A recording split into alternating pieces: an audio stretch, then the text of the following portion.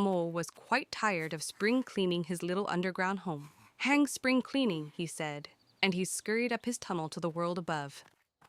He found himself blinking in the sunlight on the edge of a great river. He had never seen a river before.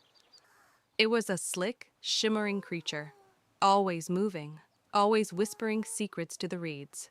It was the most beautiful thing he had ever seen. As Mole watched, a little brown face with whiskers and bright, kind eyes appeared from a hole in the opposite bank. It was the water rat. "Hello, Mole," he called out in a friendly voice. "Fancy a trip on the river?" Ratty rowed his little blue and white boat across, and Mole, full of nervous excitement, hopped in. A wonderful new friendship had just begun. Ratty rowed them down the river to the grandest house Mole had ever seen.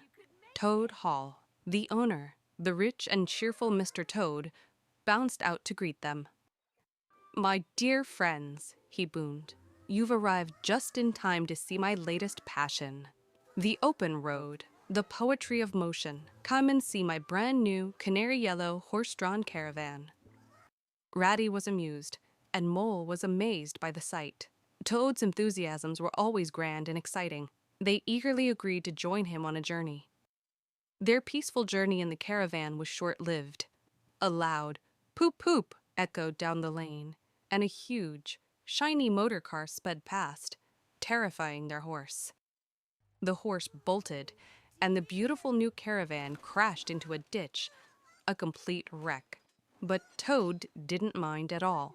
He sat in the middle of the road, a dreamy look in his eyes, completely captivated by the speed and power of the motorcar. A new, more dangerous obsession had begun. One snowy winter evening, Mole decided to brave the wild wood to find the mysterious Mr. Badger. But the wood was dark and scary, filled with strange whispers and shadowy figures. Mole became terrified and hopelessly lost.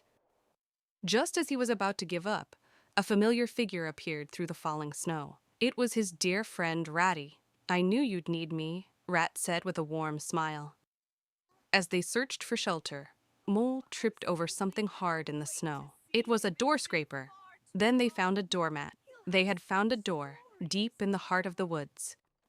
They knocked, and the door was opened by the great Mr. Badger himself. He was large and gruff, but his eyes were kind. "Come in, you two," he grumbled. "Get yourselves warm by the fire." Mole and Ratty gratefully scurried past him into the warmth. The friends were worried about Toad. His love for motor cars had become a dangerous obsession. He had bought car after car and crashed every single one. Finally, Badger and Rat went to Toad Hall to stage an intervention, with Mole following nervously behind. "This has to stop, Toad," said Badger sternly. "You are a menace on the roads." But Toad, proud and stubborn, refused to listen. So for his own good, the friend locked him in his bedroom. Toad, however, was a clever escape artist. He snuck out of his room, found a magnificent motorcar at an inn, and drove off without asking. He was soon caught by the police. In court, the judge was very cross. "For your reckless driving and for stealing the car," he declared, "you will be imprisoned for 20 years in the strongest castle in the land."